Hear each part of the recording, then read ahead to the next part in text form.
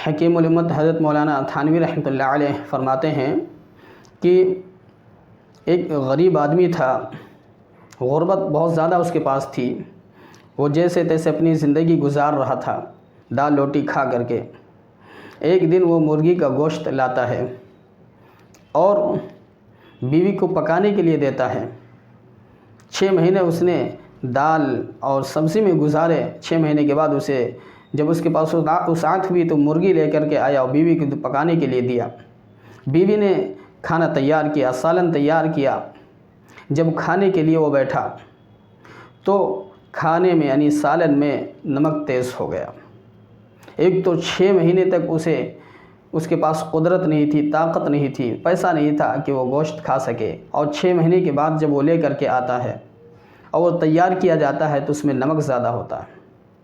اس آدمی، وہ جو غریب آدمی تھا، اس نے کچھ نہیں کہا، کھانا کھا لیا اور پھر اللہ تعالیٰ سے کہا، اے اللہ، یہ بھی کسی کی بیٹی ہے، کسی کے جگر کا ٹکڑا ہے، یہ بھی تیری بندی ہے۔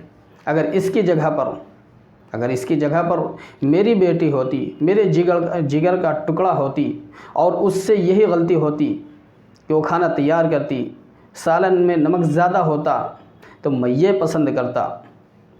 پسند کرتا کہ میرا داماد اس کو معاف کر دے۔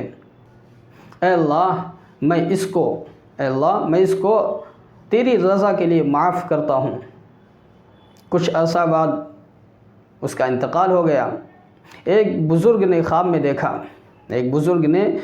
دیکھا، پھر اس شخص سے پوچھا کہ بھائی تیرے ساتھ کیسا معاملہ ہوا؟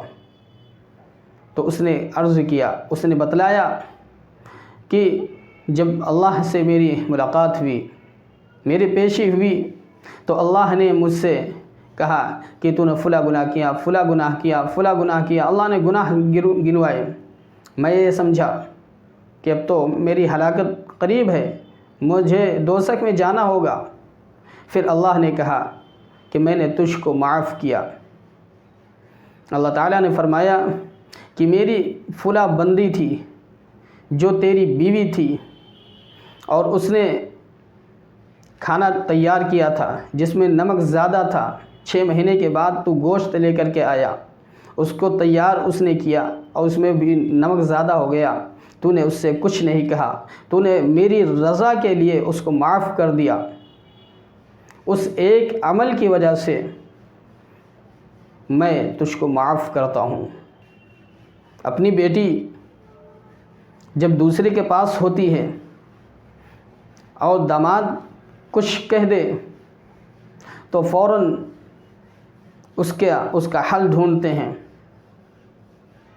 عاملوں کے پاس جاتے ہیں، تعویذ گنڈے بنواتے ہیں کہ داماد جی کو کچھ ہو گیا ہے، داماد جی بیٹی کا خیال نہیں رکھتے، بیٹی کے ساتھ اچھا معاملہ نہیں کرتے، لیکن خود کی بیوی پر جب زیادتی کرتے ہیں، خود کی بیوی کو جب ستاتے ہیں، اس کو مارتے ہیں، پیٹتے ہیں، گالی گلوچ کرتے ہیں، تب کیوں نہیں سوچتے کہ جیسی میری بیٹی ہے، جیسے میں پسند کرتا ہوں کہ میری بیٹی کے ساتھ داماد اچھا سلوک کرے، اچھا برتاؤ کرے، اچھے سے اچھا اس کو کھلائے پہنائے، ویسے خود سوچیں کہ جو میرے نکاح میں ہے، میری بیوی ہے، وہ بھی تو کسی کے جگر کا ٹکڑا ہے، وہ بھی تو کسی کی بیٹی ہے۔